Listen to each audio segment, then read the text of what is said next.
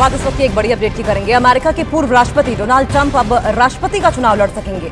America की supreme court ने Trump पर लगा प्रतिबंध हटा दिया है और इससे पहले अदालत ने ट्रंप को कोलोराडो के लिए रिपब्लिकन प्राथमिक मतदान से अयोग्य घोषित कर दिया था।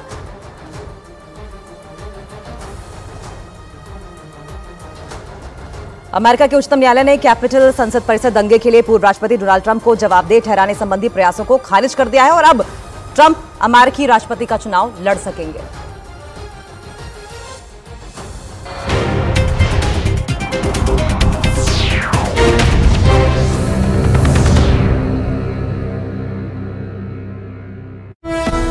रिकॉर्ड हो गई जिस पर उस क्लर्क से मारपीट करने वाले लोगों की नजर नहीं पड़ी और इसी वजह से शिक्षा विभाग के दफ्तर के क्लर्क को गिरफ्तार करने पहुंची एसीबी की टीम पर सवाल खड़े हो गए। जबकि पिछले हफ्ते तक कहानी यह थी कि उस क्लर्क ने एक शिक्षक से रिश्वत मांगी थी और उस शिक्षक का एरियर निकलवाने का वादा किया था और इसी मामले में उसकी गिरफ्तारी हुई थी। लेकिन कुछ ही दिन बाद आरोप लगा कि एसीबी की टीम के अधिकारियों ने उस क्लर्क पर झूठा आरोप लगाया और सबूत मिटाने के लिए शिक्षा विभाग के दफ्तर में लगे सीसीटीवी कैमरे निकाल कर ले गए। एक दूसरे वीडियो में दो लोग दफ्तर में घुसते और कोने में स्टूल पर चढ़कर कुछ उतारते दिखे। काम होने के बाद एक आदमी बाहर चला गया और दूसरे ने दफ्तर में घूम घूम कर जांच की, लेकिन उसकी नजर दूसरे सीसीटीवी कैमरे पर नहीं पड़ी। इसी वजह से एसीबी की टीम पर सवाल खड़े हो गए और आरोप लगा कि एसीबी ने शिक्षा विभाग के दफ्तर के उस क्लर्क को फंसाने के लिए जाल बुना और उसे घूसखोरी के मामले में गिरफ्तार किया। इधर पंजाब के मोहाली में एक नामी गैंगस्टर की हत्या कर दी गई। पंजाब के मोहाली में जम्मू के नामी गैंगस्टर राजेश डोगरा उर्फ मोहन की गोली मारकर हत्या कर दी गई। बताया गया कि एक गाड़ी में आए 5 से 6 हमलावरों ने इस वारदात को अंजाम दिया।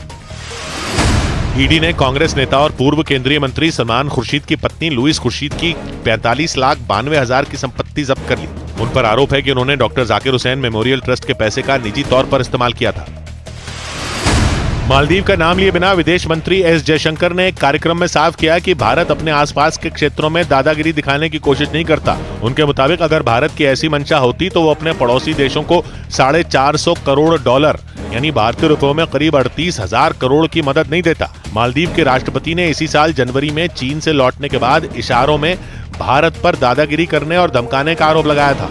उधर केरल में एक छात्र की मौत के मामले ने तूल पकड़ लिया। इस मामले में कांग्रेस के बाद बीजेपी की यूथ विंग बीजेवाईएम ने प्रदर्शन किया।